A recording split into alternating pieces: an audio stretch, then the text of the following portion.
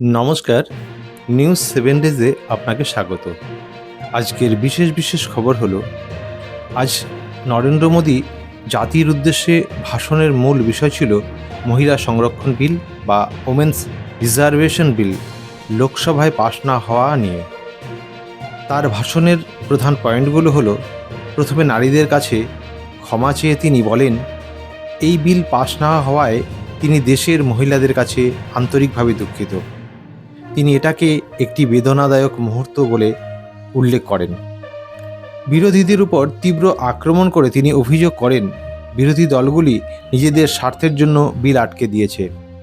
কংগ্রেস সহ কয়েকটি দলকে তিনি সংস্কার বিরোধী বলেও মন্তব্য করেন। নারী শক্তি থেমে গেছে।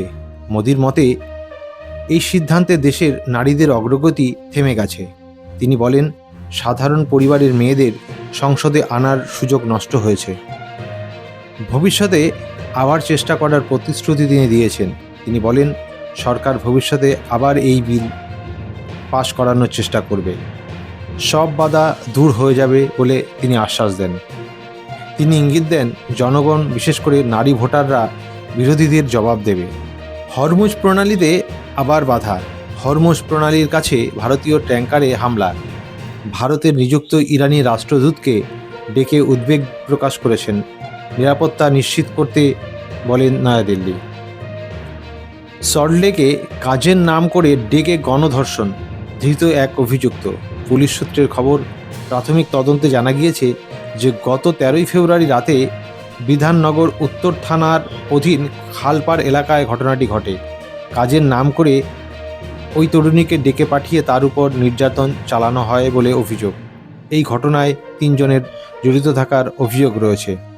রাতে কলকাতায় ট্যাক্সিতে মহিলার গহনা নগদ ছিনতাই, গ্রেপ্তার চালকসহ 2 জন। রাতের কলকাতার ট্যাক্সিতে এক মহিলা গয়না ও নগদ টাকা ছিনিয়ে নেওয়ার অভিযোগ উঠেছিল। অভিযোগের প্রেক্ষিতে ডাকাতির মামলা রুজু করে তদন্ত নেমেছে পুলিশ।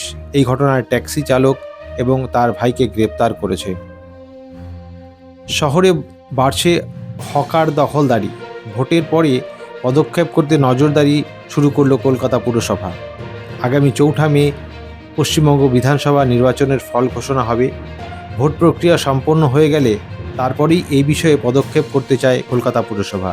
তাই এখন থেকেই এ বিষয়ে প্রাথমিক কাজ সেরে রাখছেন আধিকারিকরা। নাকা তল্লাশিতে হাসনাবাদে গাড়ি থেকে উদ্ধার হলো 3 লক্ষ টাকা। পুলিশের প্রশ্নের মুখে ব্যবসায়ী।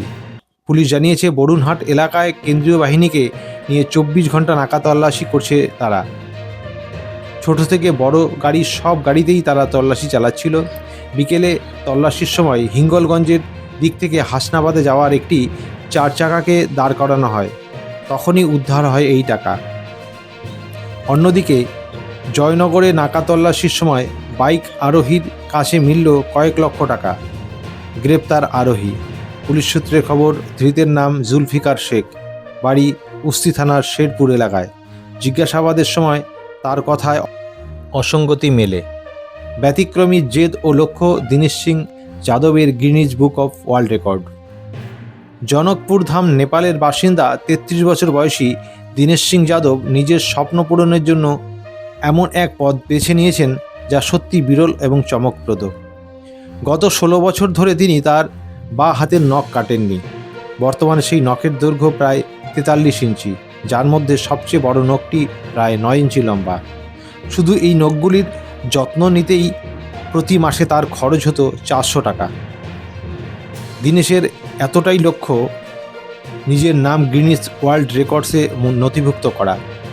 এই লক্ষ্য পূরণের জন্য তিনি নিজের ব্যক্তিগত জীবনের বড় ত্যাগ স্বীকার করেছেন। এমনকি বিয়ের মতো গুরুত্বপূর্ণ সিদ্ধান্তও তিনি পিছিয়ে দিয়েছেন, কারণ তার কাছে স্বপ্নটাই সবার আগে।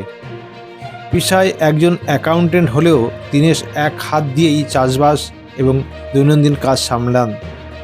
তার এই অদম্য ইচ্ছাশক্তি ও পরিশ্রম দেখে অনুপ্রাণিত হয়ে এক মার্কিন অনুরাগী তাকে আর্থিক সহায়তা পাঠিয়েছেন।